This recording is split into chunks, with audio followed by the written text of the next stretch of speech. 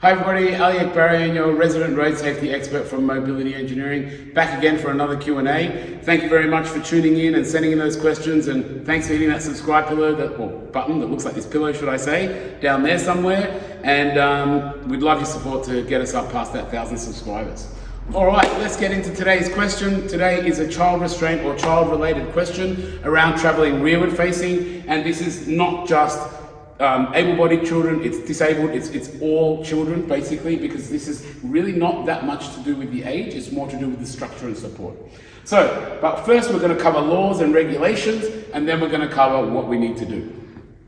So the question is, how long do I keep my child rearward facing, right? That's the basic question. And I've heard that there's something about 6 months in the law somewhere. Can you explain that to me? That's pretty much the question.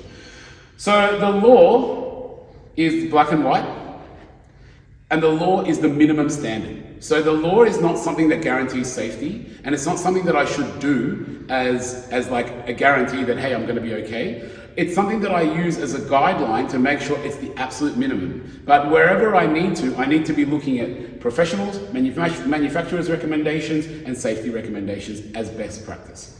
So the law says that I can keep my child rearward facing, which is rearward facing means my child is facing out the back of the vehicle and they're sort of reclined like this at around about 45 degrees. That is the rearward facing position out the back of the car. My child legally must stay in this position until 6 months old. That's the absolute minimum, right? But minimum standard is not the best way to operate in this society. I'll give you a little anecdotal joke, hopefully it doesn't backfire on me.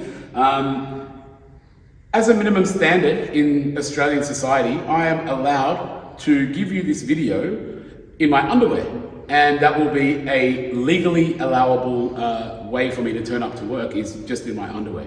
However, if I did that and operated on that minimum standard, I probably wouldn't have a job, I probably wouldn't be a manager, I probably wouldn't have a contract with the government, I probably wouldn't have these opportunities. So I've raised my own clothing standard, and I'm putting more clothes on that are a bit more respectable, that are within the industry that I'm at, and so that's why I have a better position, or that's contributing to that. And I use that kind of funny joke in this way, because if we take our child out at 6 months old, it's the same as someone walking around in their underpants in public. It's the minimum standard, right? So I say this that way because we often hear parents go, oh, well, my child's 6 months old, time to turn them around. That's not the time to turn them around. When is the time to turn them around? There's a few kind of things that we need to consider. First thing, which I'm actually going to do an in-depth video on it, and we'll put a link below, is we want to look at the shoulder line markers on the restraint. So they are the best guideline, and I'm going to do an in-depth video on how to actually read those markers. So watch out for that video. But shoulder line markers is really where you want to start at. Then what you want to look at is the support of the child. So if you look here, this is reclined, right? This is on an angle. A little baby, when they're first born, and until somewhere between 6 to 12 months old, they do not have the ability to hold their neck up, and they also don't have the ability to hold their back up. So if you don't have the ability to hold your back up or sit, on your own on the ground, then you need to be rearward facing, because if you're forward facing and upright, then your back is just going to keep flopping forward, and you're just not going to have that support that you need. So absolute minimum is I need to be sitting up, and I need to be robust, and I need to be able to sit there for a good half an hour or so, because that's what's going to happen in the car, right? So if the back strength is not there, can't go in the car forward facing, you've really got to go rearward facing. And like I've said, that can be depending on the child and the development, and there's no judgment, it's just depending on who it is.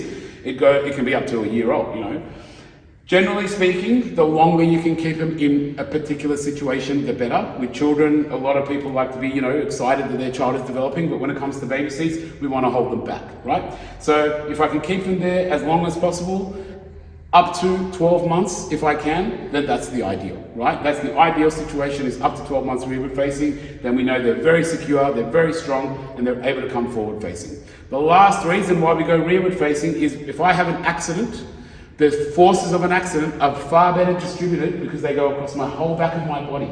Whereas if I have a forward-facing accident, I just have 2 straps, and so that same force of the accident is concentrated on 2 straps, and it can cause much more damage to my chest as it can cause while it's spread along the whole back of my body, right?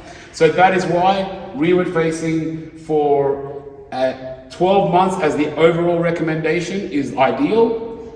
As a minimum, we want to be when they can use their back. and we also want to make sure we do not pass those dotted shoulder lines. All right, so thanks very much for tuning in.